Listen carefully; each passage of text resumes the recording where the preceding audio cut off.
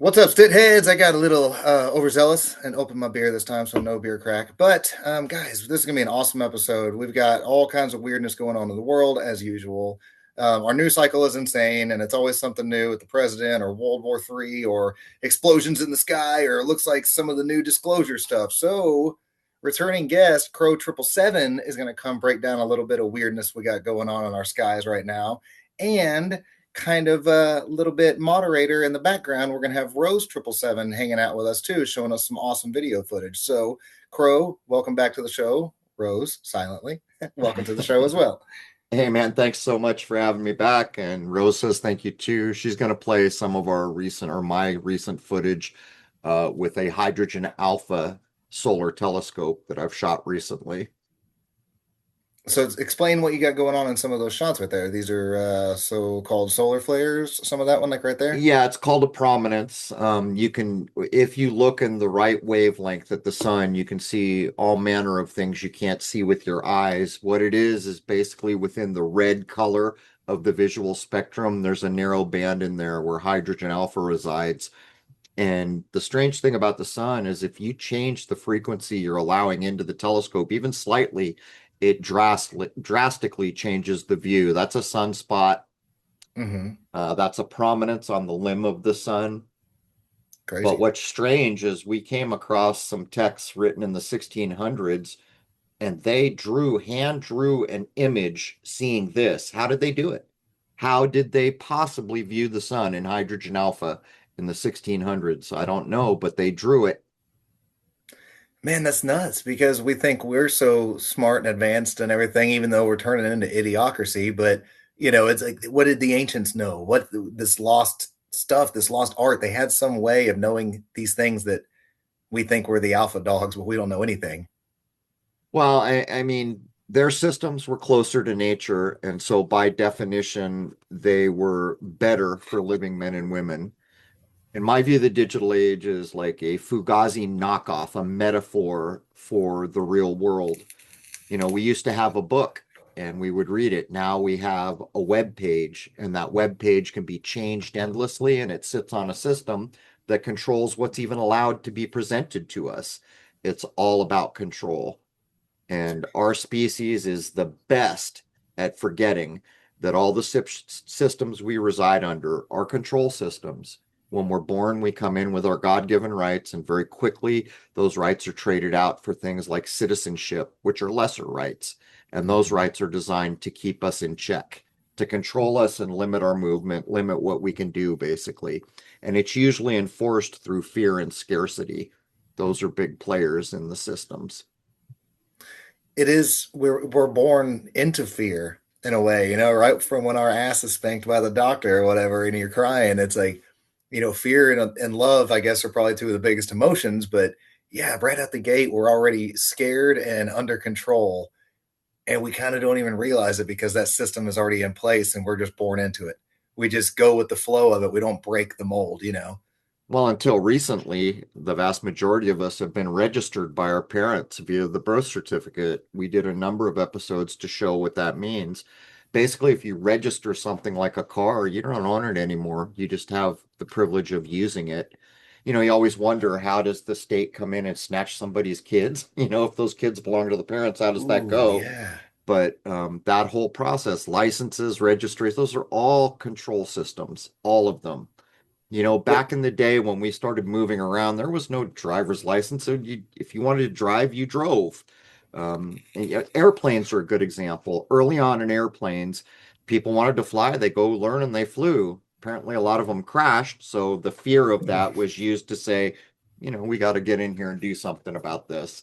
We got to regulate this a little bit. Come on, guys. It's for your safety. What could be the worst that could happen? We're the government. Let us help you. Yeah, there's the bumper sticker.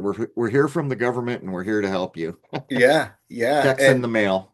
And a funny thing is what was it? Reagan had used that quote about the whatever 7 or 9 worst or scariest words in the English language, and it's in an old speech of his. And speaking of Reagan, like with all this weird space stuff, a lot of people forget that, like, okay, disclosure, and then they're telling all these biblical people and leaders right now to prepare their congregations for the upcoming disclosure stuff. We got all this weird fear mongering going on right now, and it's interesting timing because it's like this is 40 years ago.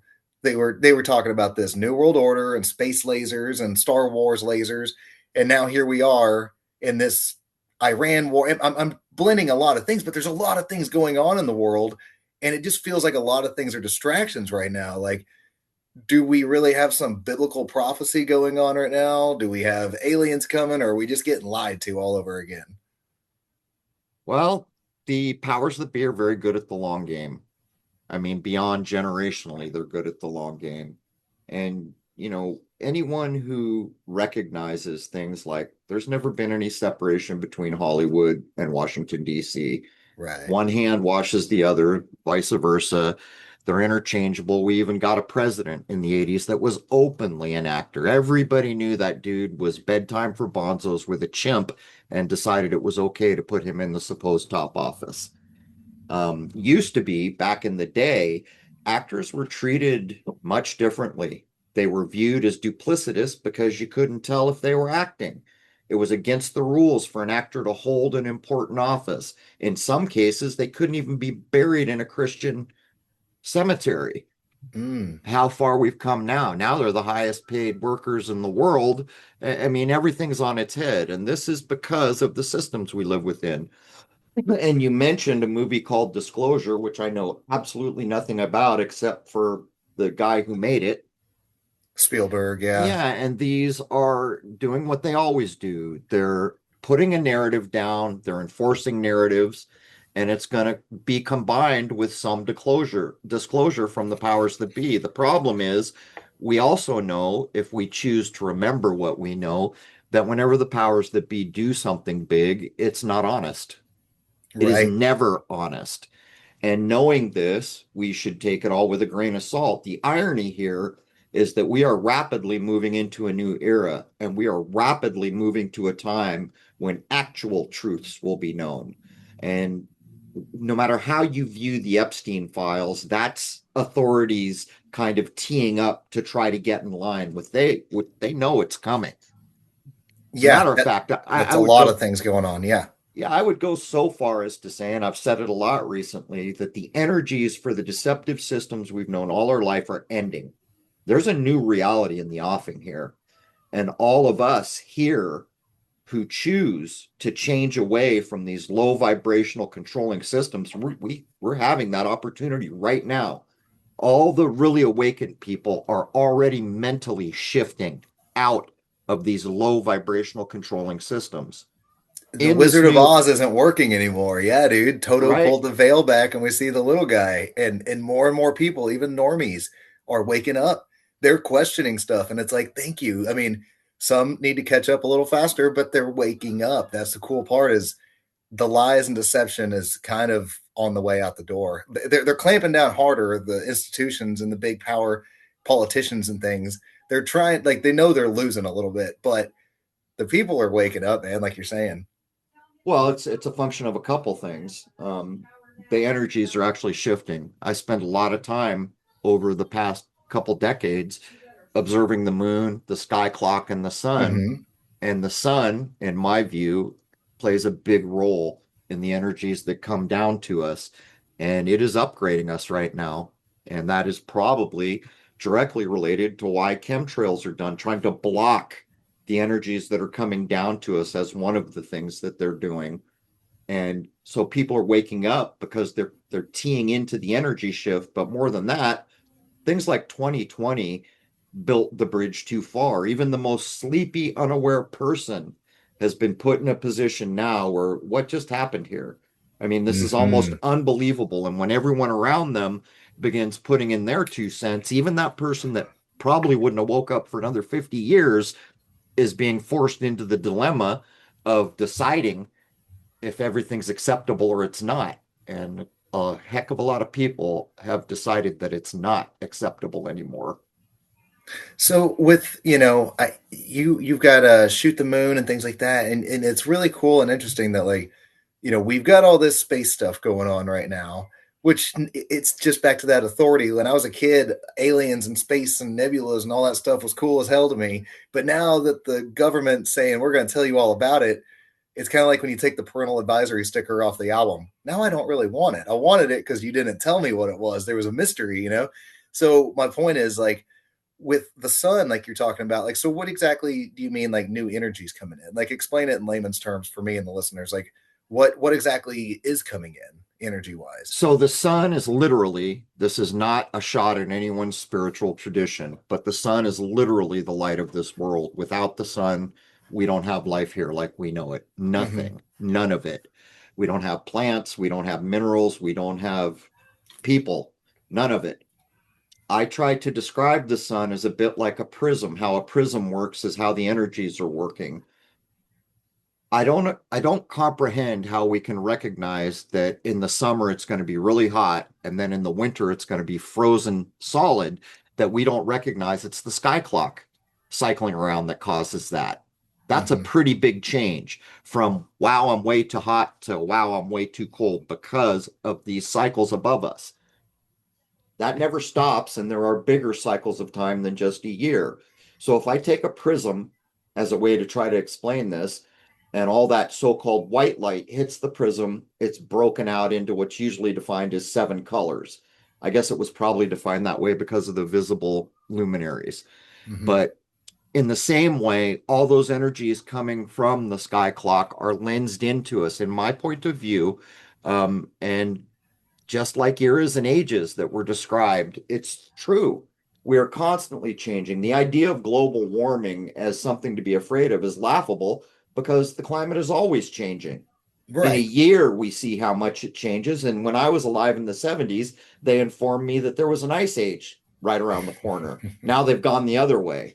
Um, the point I'm trying to make here is nature doesn't end outside my door. If I look up, everything I can see is part of this creation.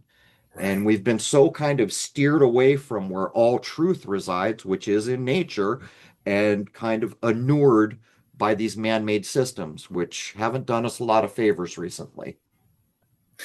You know, that's a really cool way to look at it. It's like it's bigger than just us, but you're not looking at it as in like the whole like oh Big Bang and blah blah blah. Like you know, Bill Gates, not Bill Gates. What's wheelchair guy? Stephen Hawking, where it's like oh well, we're just infinite space and we're just specks of dust and we're insignificant. No, like the sun is it's our source of life, like you were saying. And without it, we'd be dead. Without it being crops, without being, you know, water being warm or cold, or it's just people don't really think about these little things of like just look in the sky sometimes. Like you know, even like what are your thoughts on why did so? Okay, I know you're in the realm of like me, I believe, where you believe we're in an enclosed system, correct?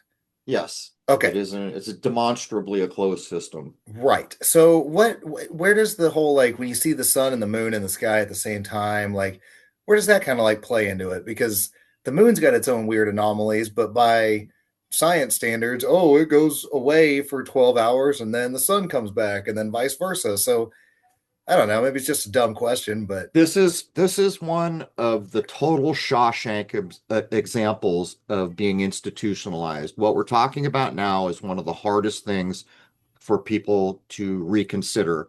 The NASA model, where everything's spinning and hundreds of thousands of light years apart. right. I wrote a recent blog where, in the title, I tried to start to demonstrate this problem that we need to overcome in mass. And what I did was I talked about when I left the spin cycle, what I call it. And I described the first day that I ever stood on stable ground, mentally knowing that I was stably making decisions. And one of the ways I tried to do that was to go at the story of the sun, NASA told us. NASA told me it was 93 million, excuse me, 93 million miles away, and that the light coming from the sun didn't get here for 8 minutes. And in what I wrote, I described it like this. In me believing that, I threw common sense out the window. Think about what distances like 100,000 light years do to the perception of a human being, or the idea that somehow that light from the sun that I depend on to live is old light. It's been traveling 8 minutes already to get here. It messes with everything to be sucked in to a system like that, which is why Good it was point. put forward. So one of the things I did was I gave a demonstration that is valid that anyone can go out and do. And even though I put this demonstration, there will still be an awful lot of people out there that won't have anything to do with it because they're very institutionalized. They Hmm. won't even consider it. It would be different to consider it and then say, well, I did consider it, but I'm not convinced. That's actually a big step forward in my book. But what you do is back in the 90s, I was learning from NASA and astronomy what to do with my new telescopes in the early 90s. And I learned that if I put my thumb at arm's length, that was a degree of sky. If I put my fist at arm's length, that was about 20 or 25 degrees of sky. If you go out tomorrow at noon and you hold your pinky up at arm's length, it will almost perfectly cover the half of degree of sky that the sun occupies. And by the way, by some magical statistical impossibility, the sun and the moon perfectly cover each other. The story for that is that the moon is 400 times smaller and the sun is 400 times more distant, but statistics tells you that's statistically impossible. But getting back to it, you hold your pinky up, you cover a half a degree of sky, and it'll almost perfectly cover the sun at noon. Now, right at sunset, go out and do it again, and you will see that the sun has shrunk. The only Hmm. explanation for that is it got further away from us. You would not be able to make a measurement like that if it was 93 million miles away. Right, exactly. And then they'll give you this, well, but you don't understand because you're not a scientist. And you're like, the scientists can't break it down for you either. We saw that So, during COVID. Trust the science. And then you ask the so scientist, well, I just trust everybody else. You're like, yeah, this is part of the problem. Our language is a strange thing. Almost anything can be brought into doubt. yeah, So you've got to get back to the point where, like, here's the example I use. No one can tell me the sky is green. Do you know why no one can tell me the sky is green? because you have your own eyes to see the Because truth. I've witnessed the truth of Yes, the sir. sky. So it really doesn't matter what scientist wants to come in and try to convince me the sky is green. But for some reason, our species has a hard time trusting their own God-given abilities. And we are so used to going to authority figures, and we need to try to get back to making an observation and trying to further very important traits that are dormant in a lot of us, like intuition. Hmm. Intuition is a very big deal, and we can further its value uh, in the walk of a day. It can be much more valuable to have an intuition that you recognize and cultivate. It doesn't always give you everything you want, but it's quite a good starting point. As an example, when you hear a lie, it lacks the ring of truth. Hmm. I can't explain to you what it's lacking, but I can hear when something isn't giving me the ring of truth. Feels That's in, off. yeah, Yeah. that's intuition. And if I hear something that lacks the ring of truth, then I automatically know that I have no value. It's not going to affect me in any way. I'm not going to waste my time because I already know that it's not true. And these things are important. No, this is a pretty killer clip of the shooting orb. Mm. It was an orb that went down into a chemtrail and it actually shoots a plasma beam twice, believe it or not. Ooh. So what do you think that is then?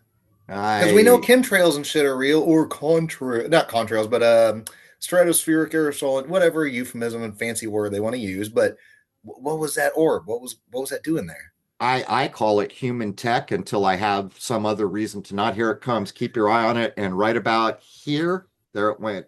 Uh It huh. shot. And what's interesting now that I've been reviewing this clip, watch it again. When it Yep. goes over the spot that it shot, it glows bright right there. It Yep. glows up. I mean, you got me. That's a vexing clip. But I always use the example of the peanut butter in the middle of the desert. If you were walking 50 miles in the middle of the desert and there was no one hundreds of miles near you and you saw a cabin. And when you walked up to the cabin, there was no footprints, no indication anyone had been there. And you go to open the door and it kind of feels like that door hasn't been open forever. And you walk inside, there's dust everywhere. There's a peanut butter jelly sandwich on the table. Who put it there? Yeah. That's a good point. Yep. right? A human being put it there. You know why? Because I know human beings make peanut butter jelly sandwiches. Now, if I want to say an alien did it, I'm not providing any reason to make that claim. That's not even a reasonable claim.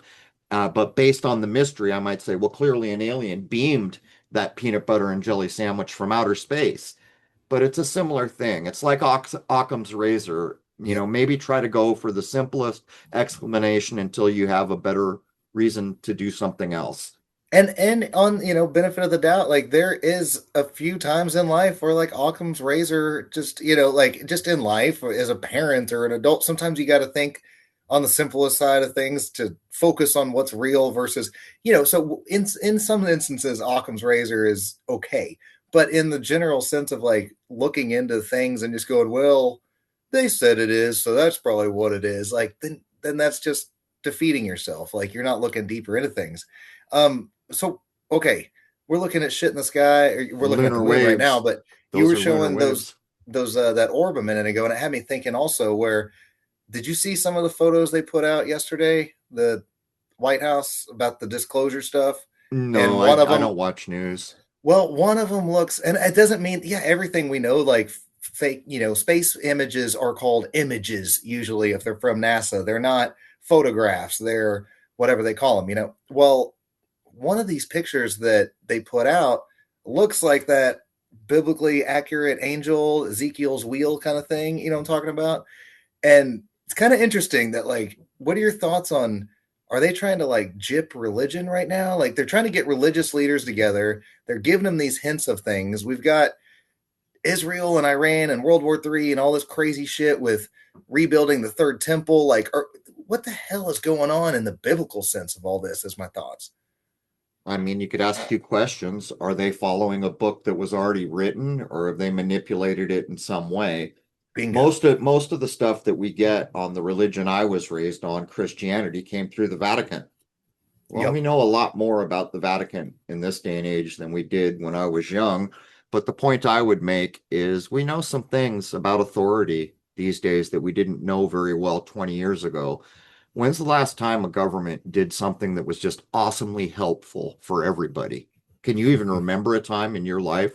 When was the last time NASA did something that wasn't questioned as if it was a lie? Yeah. And knowing these things, why would we accept anything they say for any reason, particularly in the era of AI, where you don't even have the ability anymore to try to determine if that's a real image? As a matter of fact, an image is utterly worthless as evidence unless you know absolutely who shot it, Yeah, when it exactly. was That's my shot, point. And then NASA will even tell you they take composites of strips and and then they're like, oh, so you're showing us photoshopped pictures. right? Yours are from telescopes. Yours are real. Like theirs are like literally graphics created. Whatever they disclose about aliens is going to have their agenda wrapped in it because everything they do has their agenda wrapped in it. Mm-hmm. And what is their agenda? Their agenda is to maintain power and to keep control of us. Well, like I said, back to Reagan. Reagan was talking about if there was a threat that would bring the whole, planet together and blah There's blah the blah. long game. 50 And then years the ago, very he next was setting guy it up. is his vice president, H.W. Bush, who's talking about a Right. new world order. And you're like, oh yeah, There it is, the long game. Reagan's uttering the words that are going to come into action in our time now, probably with their big disclosure. From my point of view, everything I've ever seen in a movie that has to do with aliens, I've thrown it out. mm-hmm. Not even interested. If I want to know something about aliens, then I would have to have information from a source that doesn't lie for a living. Yeah, that's a good point. Sometimes it's fun just to like turn your brain off and just watch some, I don't know, shoot 'em up stuff or something crazy. But it's like to believe that it's exactly that, you have to remember that you're watching fiction. You're watching a movie. And then back to like the not George Lucas, Steven Spielberg.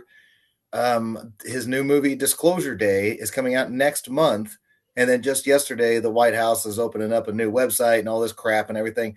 And so it's very reminiscent back to like the 60s and the space race and things like that, where Stanley Kubrick, there was a million other, goofy sci-fi movies that came out, but the one that got everybody's attention was 2001 and 68. And then 69, we land on the moon.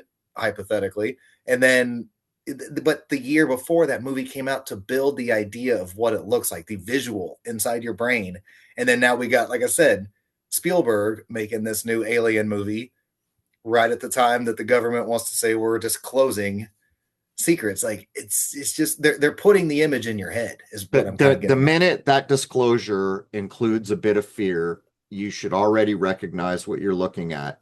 The moment there's an edge or a suggestion of something you need to be afraid of, you should already be walking away. Let me ask you a question. Do you know more about space from having watched the 1977 version of Star Wars, or from the Chinese rover that's on the moon now, the American astronauts that just flew around the moon, we are told, or the American astronauts that actually walked on the moon, we are told, or all those astronauts that are on the ISS orbiting our world all the time? Which one has shown you more about space?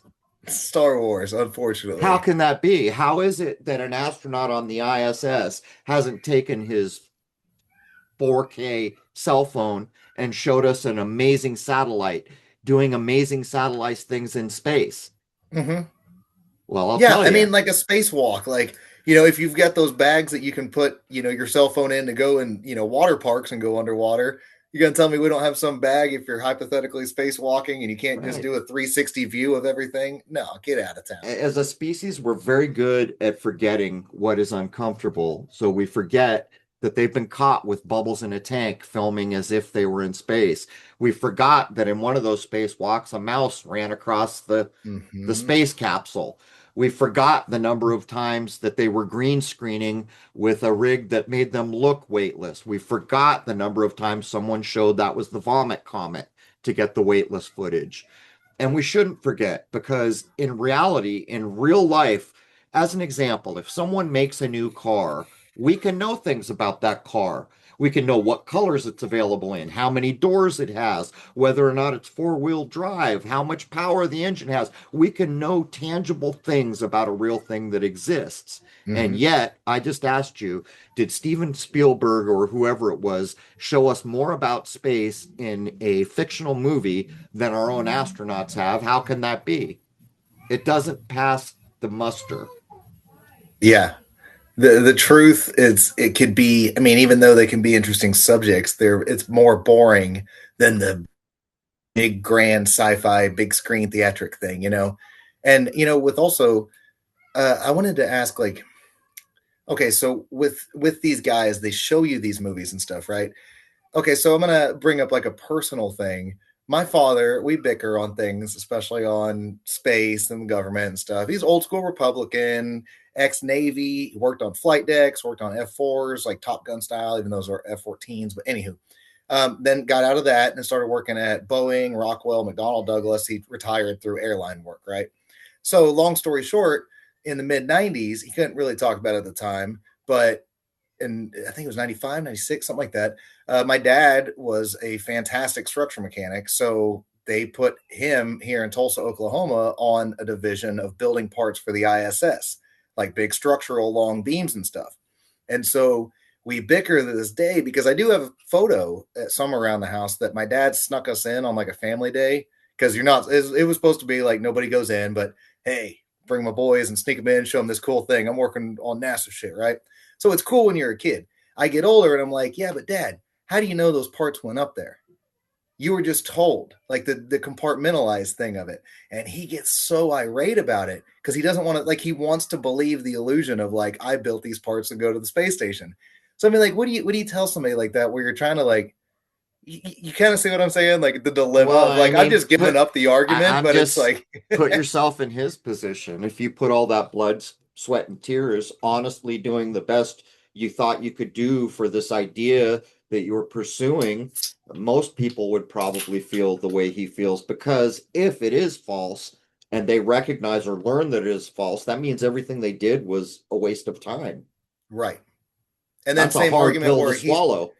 he was born in 61, so he thinks every piece of video from the NASA missions in the 60s are real, even though I show him and I'm like, yeah, you were a kid when I saw him on TV, so it's real. I'm like, but you don't trust the government nowadays. Like it's a walking hypocrisy. You know what I mean? Like that's Like the I problem with say, people with NASA, they think that, well, the government lies to us all the time, but not this one government organization.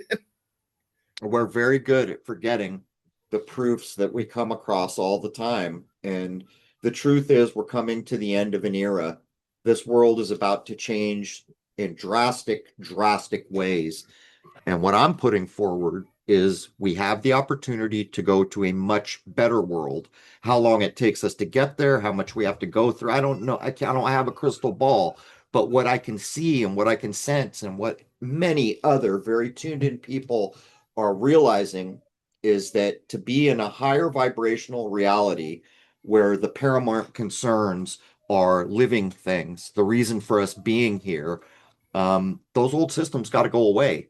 Most of them, if not all of them, they are so broken as to not be repairable, many of Mm, them. And when we begin to think this way, think about what that means. If all these systems are going away, that is drastic. Like we've never seen anything in history that we're aware of that compares to it. yeah.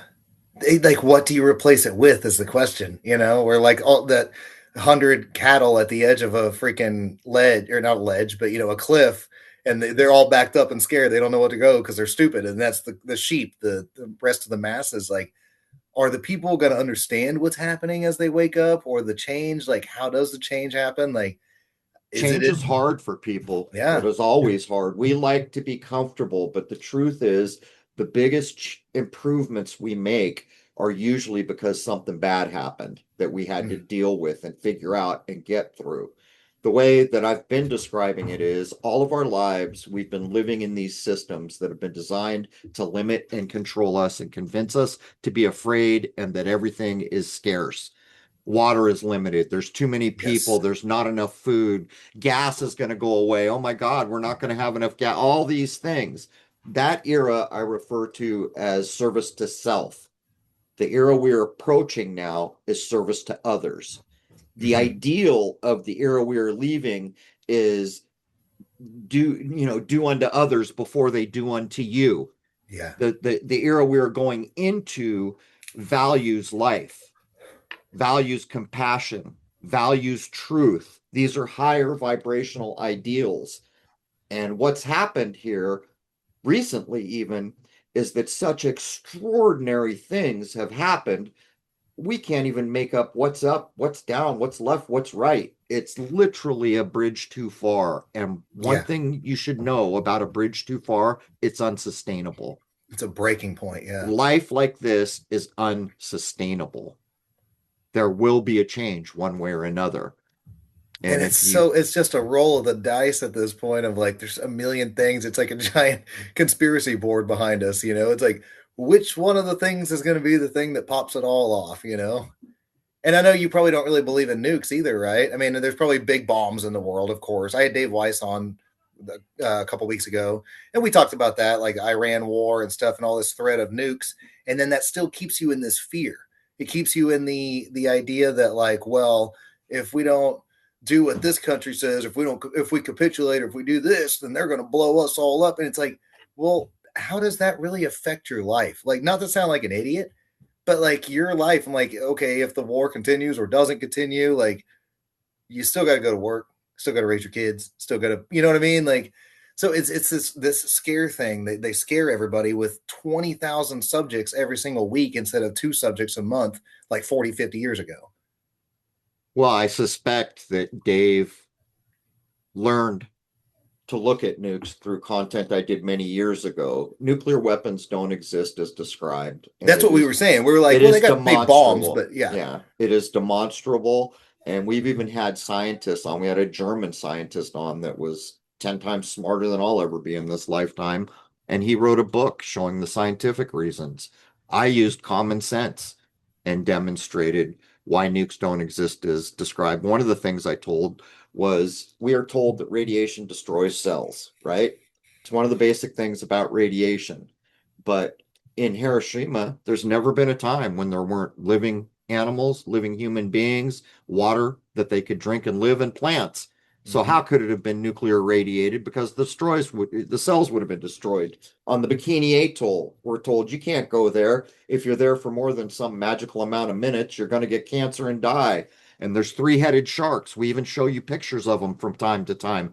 Problem there is there's coconut crabs walking on the beach. So make up your mind. Does radiation destroy cells, or are there coconut crabs on the beach? Oh, Because if there's yeah, good point. coconut crabs on the beach, they're eating the irradiated material, and they should be destroyed from the radiation that I can't go be around for more than some magical 30 minutes or whatever arbitrary thing. Like when that TV chef Bourdain went to the Russian place, um, Chernobyl? Chernobyl. Yeah, And yeah. they put like an X-ray badge on them and said, "Oh, if you're in there for less than an hour, you'll be fine." And when you go in there, what you see is a proliferation of life because there's no people around, there's no city bustling. Yes. And so when that happens and people begin to catch on, then of course they produce the six-eyed fox and the other little things that they put on The Simpsons to try to keep the fear going. But I Yeah. have been absolutely unconcerned of nuclear weapons at any level for a decade or more now. Right. And they're also just like a scare tactic. Like even if they did exist, like well then like Sam Tripoli says, well then put my ass at ground zero. I don't want to deal with the fallout Yeah, if what it's are you going even to if it do is about for it? It's not yeah, like what are you gonna it's not do? like you'd have any say in it. It's laughable. And that Right. sets aside all the people recently who did comparisons of the footage. And one of the things that's come out is that there was a place called Lookout Mountain Yes. there in Okay. LA where all the magical rock stars that were in the military industrial complex made the rock era and the folk Hmm. rock era. Well, that place was known to be doing secret films and with Disney and other places. First thing that got identified was, the house on the left or whatever it was called, those were miniatures. So all those big waves they showed me as a kid, convincing me a nuclear wave knocked those houses down, those are miniatures.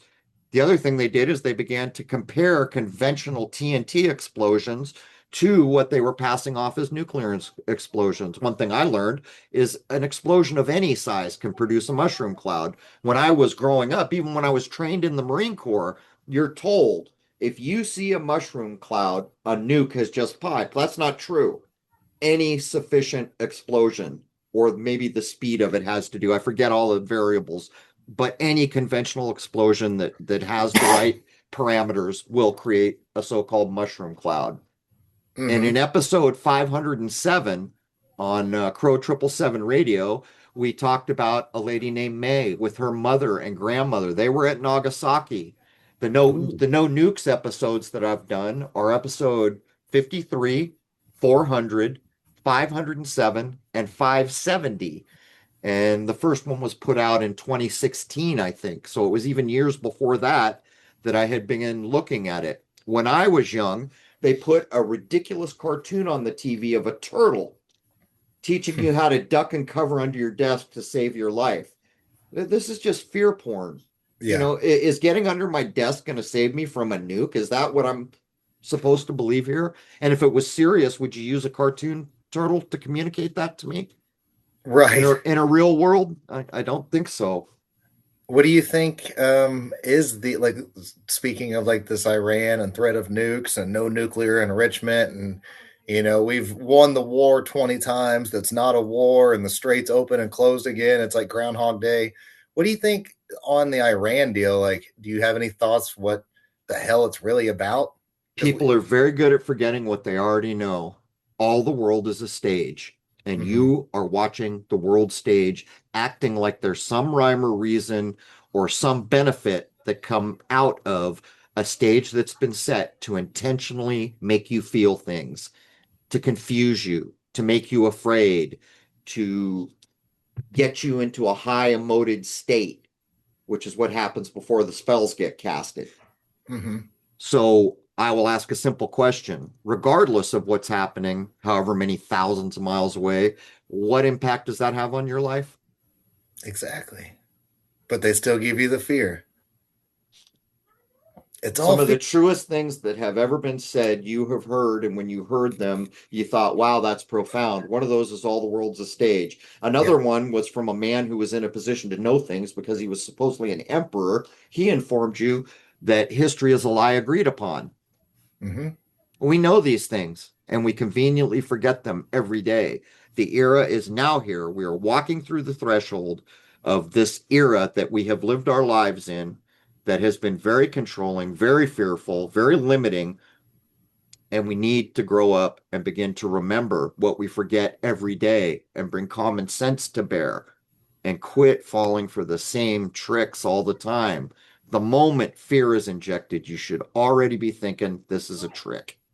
The Yeah. moment you are limited or some ridiculous rule is passed, you should already be thinking this is a trick. Yeah, dude. I agree because that's all they do is just it's fear every day. Like every single day you get 10 headlines now. And like I said, instead of two headlines a month like decades ago. And it's like you can't even keep up with what's going on, so they keep you in this hyper anxiety state. You're just trying to pay your bills and feed your kids and go to sleep at night. And like you've got so many distractions of all these crazy what ifs. What if I ran this? What if this country does this? What if the Jays take over the world? What if the reptilians, whatever? Like, but let's get kind of weird for a second. Like, so we've been kind of speaking on fear. Like, Tripoli and a lot of other people talk about like jacking your loosh and stuff like that. Like, what I think it kind of goes hand in hand with what you're talking about, like a new age coming for everybody. Are people starting to recognize that whoever is jacking our loosh and stealing our energy, our negative waves, like think of, whether it's say the bad word, adrenochrome, or even fucking Monsters Inc. Scare the kids. It's like you live off the fear. Are the people going to start waking up and realizing who the people are? Like, you kind of see where I'm going with that. Like that Well, that mask is coming if you off. think that's a possibility and you think that's really a real concern, why don't you simply use logic and do things like employ the most powerful aspect of law there is, the claim? Why don't you simply every day claim your emotional energy? You're the creator, so you have the right to copyright that in the real world if it was a thing you were making. Why don't you simply say, I claim all of my emotion because I am the creator of that emotion? Right, right. But I mean, like, okay, that's 100% correct. Well, if But like, somebody as is that's a living one off that, person. well, wait a minute. If something is living off the fear, that would be a very simple way to provide them of what they're living off, to Right. not allow it. But my thought is like, okay, so a collective, like of the masses instead of an individual, not me. Like, so I'm a musician, right? So if I'm playing in front of 200 people and everybody's digging the show and the energy is up, I can feel that energy on stage. It's positive. People are having a great time. So in a way, I'm like I'm in control and I can feel the positive energy. That same kind of analogy. If the assholes of the world, whether they're just people or whatever, orbs and reptilians or whoever else, lizard people, I don't know. But like they're feeding off that same collective energy is what I'm kind of getting at. It's like, But how do you know that? well, maybe you don't, but it just feels like it. It feels like it, like that's what the masses are trying to, or the masters are trying to steal from you. So can you really put a strategy to be employed for a thing that you're not certain of? Well, good point. Yeah. No, I can't. Yeah. But like I said, it just seems like they just try to keep everybody in fear, and it makes you just wonder. It's like, is there something to our, like, we know vibrations, right? Energies and frequencies. So the idea of like, well, if we keep more people instead of just one in a negative state and a fearful state, it's like, what does that do for these assholes that are trying to rule over us? But I don't know. It's just speculation. But it just feels like the more they keep us scared, the more power they end up getting, I guess. So if you come to common sense and you try to logically work out things that have value, you'll begin to realize things like, for me, I recognize that I can only control myself. My wife might do something I don't like, but I don't have the power to force her to do what I want her to do. I have the power to do that for myself. Even if I have children, to some degree, I can influence them, but I do not have absolute power to force another human being to act in the way I want them to act, right? Right. So Yeah. in Good point. knowing that, I start to realize the only real power I have is to do what I think needs to be done. And I have seen in the world that when someone puts forward a really good example, others tend to follow that really good example. I Hmm. mean, that very idea is maybe most of the basis for the idea of Jesus. It was an example that was put forward that people admired, and therefore they emulated the example and they followed and supported the example. I think that is a more true way into the new era than trying to figure out a way to get everybody to do something that's helpful. Mm-hmm. I tell people that too, of like, get out of your own scaredness of like, if you don't know your next door neighbors, meet your next door neighbors. It starts something that simple. It's like, what's the scaredness of meeting your next door neighbor that, oh, well, you guys might actually start hanging out, and then you might actually have barbecues together, and then it just seems like busyness of life. And you're like, yeah, but isn't that what we're supposed to do as human beings? Is like, so yeah, I get what you're saying. It's like, if you start with yourself, it can be Well, contagious for there's a others. little more to that. One thing I noticed when the internet age came and got sufficiently substantiated into the world is that every group that got formed that was doing anything that mattered was infiltrated in short order and derailed in short order. Mm-hmm. The moment groups come together in a situation, how we do it now through the internet and other ways, it's a target, and there's no way to protect your butt. You don't know who's coming in. You don't even know where they're posting from.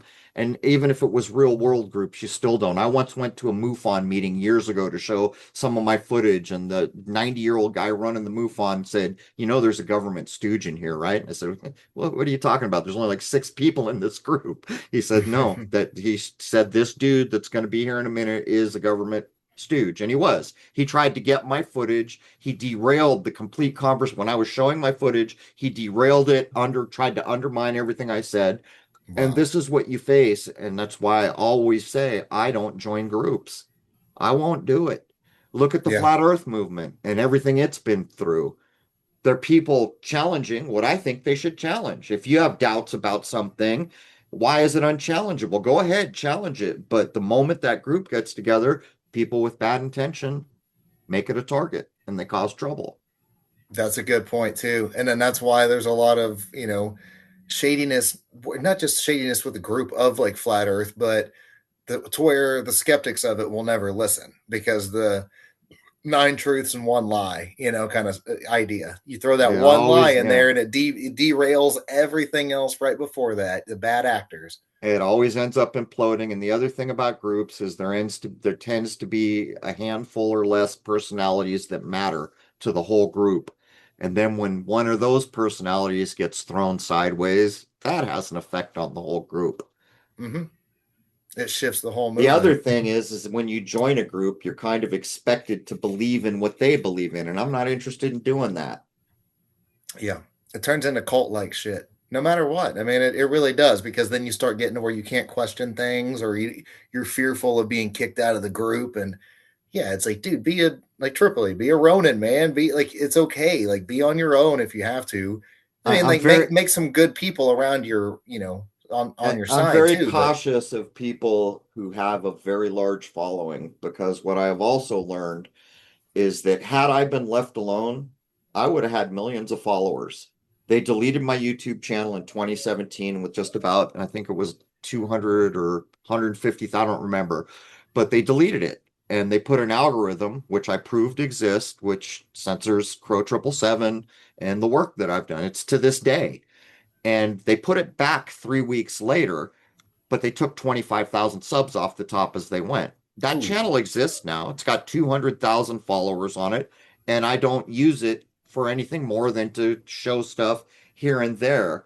The point I'm making is anyone who's got hundreds of thousands of followers has been approved by the mm-hmm. system to have hundreds of thousands of followers. And why is it that I'm not approved, but they are?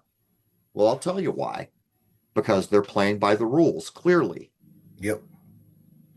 Yeah, you don't play by the rules, you're not going to make it up to the top of the ladder. But it's also that double-edged sword. Do you really want to? No, you don't want to, because you have to sacrifice your soul, whether I, metaphorically or physically. It's like, yeah, you have to sell out to a point, and then nobody's going to believe you once they realize you're a sellout. And then, like I said, it just, you can have good points, but that one lie can just defeat you. I And know I'll never with have a back to million like a little bit followers. of, as we're closing up, we got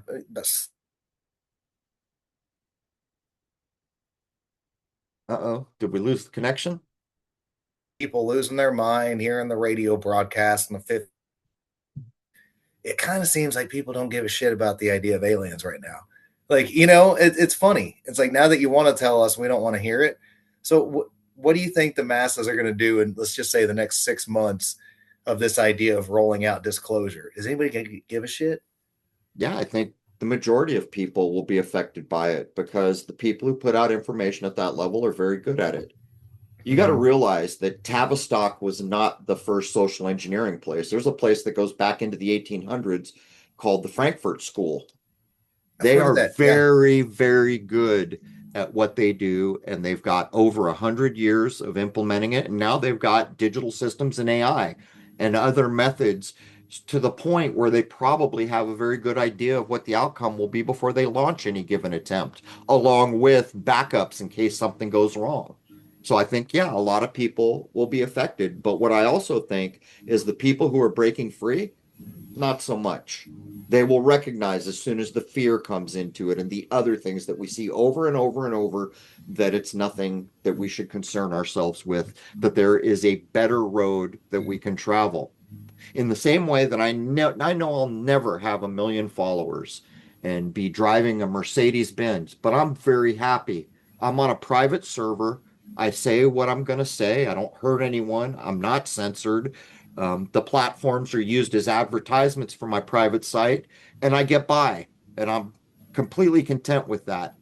But what I don't do is hope that I can get 1 million followers, go on YouTube, and then censor my own speech by saying ridiculous things like pew pew and unalive, as if Yeah. an algorithm can't know what I'm saying. If the algorithm knows what I'm referring to, then why don't I just call it what it is? And yet, people have been trained by the system to censor their own speech.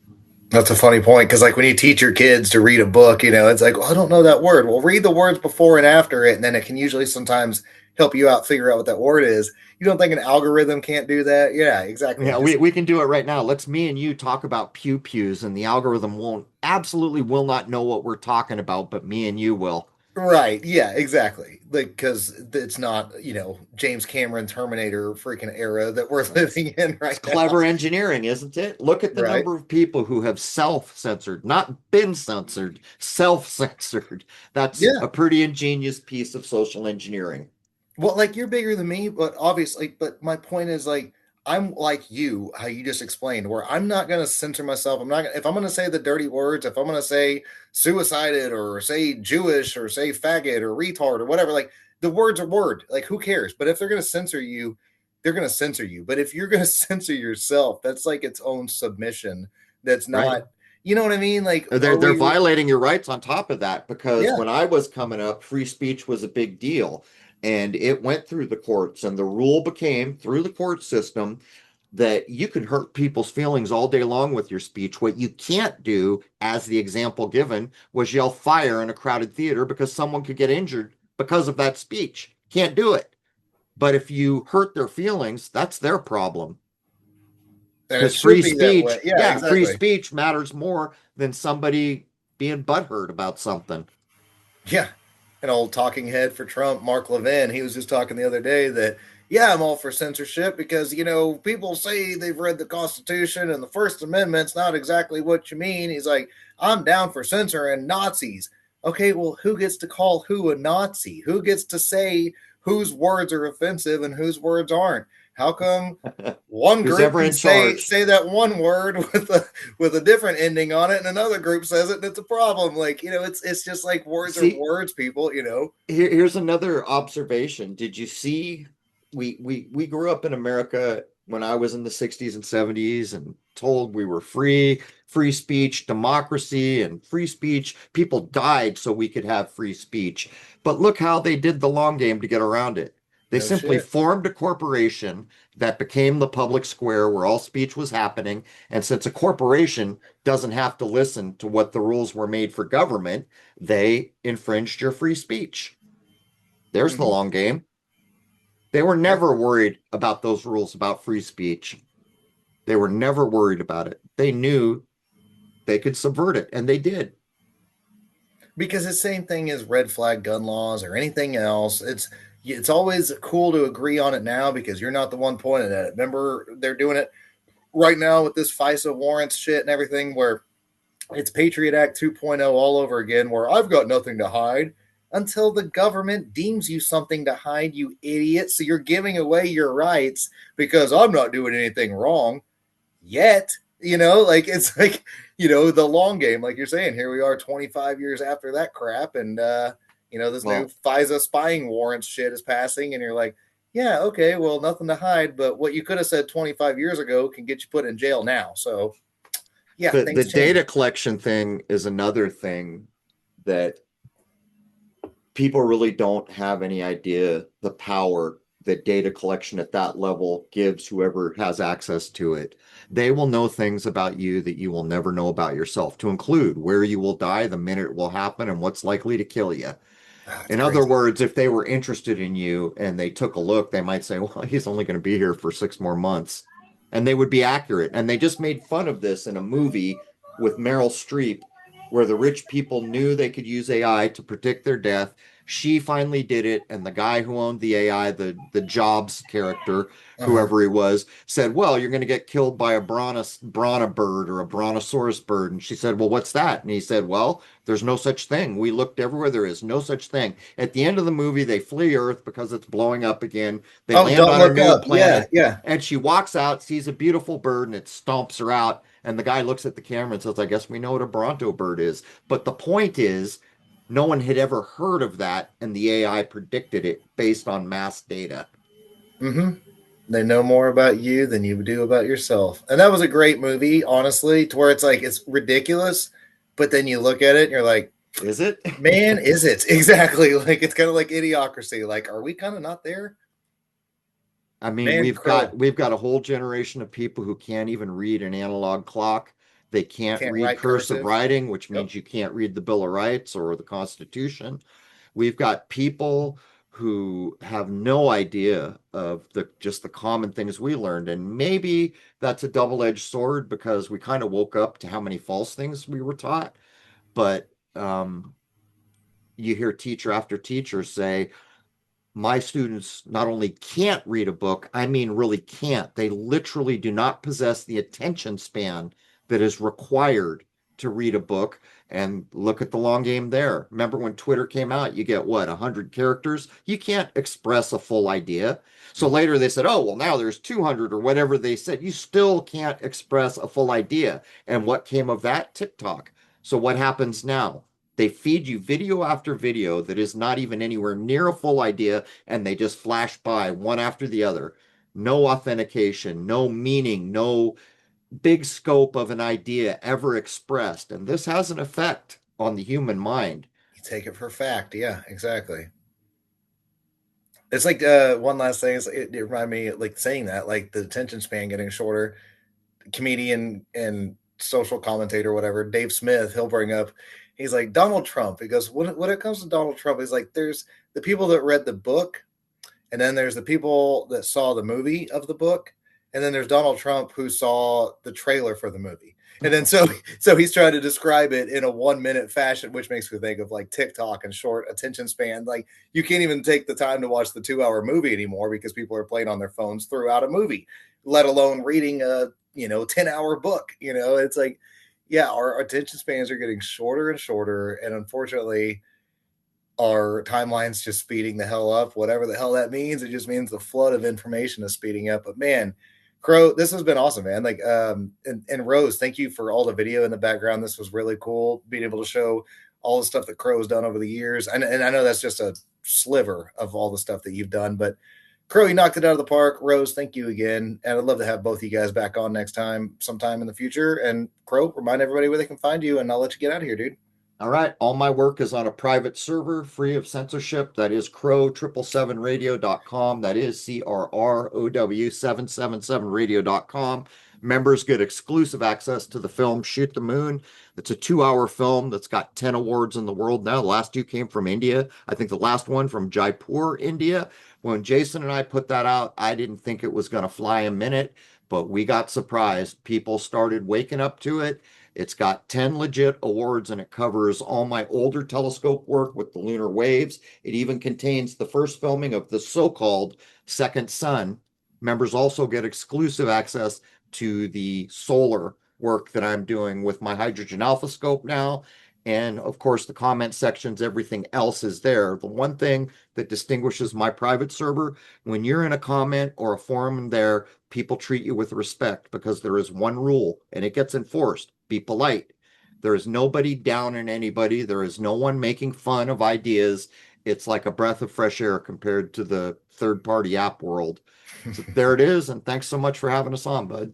Yeah, dude, you guys rule. Hey, next time we'll do it. And Rose, let's have you actually jump in the conversation. I'd love that too. But Perfect. Stitt-Heads, you guys rule. Thanks for we've last episode we finally hit 150, so it's pretty awesome. We're just going on and on and on and talking and talking and talking. So, anyways, Talking Stitt is out of here for this week, and I will see you next time. Peace out, guys. Bye bye.